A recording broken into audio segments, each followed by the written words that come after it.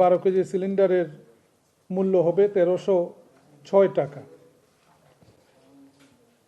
যেটি গত মাসে ছিল 1253 টাকা।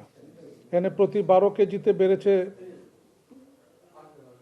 53 টাকা। কোম্পানি বিক্রি করবে 1211 টাকায়, ডিস্ট্রিবিউটর পাইকারি বিক্রি করবে 1261 টাকায়, খুচরা বিক্রেতা বিক্রি করবে 1306 টাকায়। প্রতি কেজি এলপিজির মূল্য ডিসেম্বর মাসে ছিল 104.41 টাকা, এটি জানুয়ারি মাসে হয়েছে 108.83 টাকা। এখানে বেড়েছে কেজি প্রতি 4 টাকা 42 পয়সা।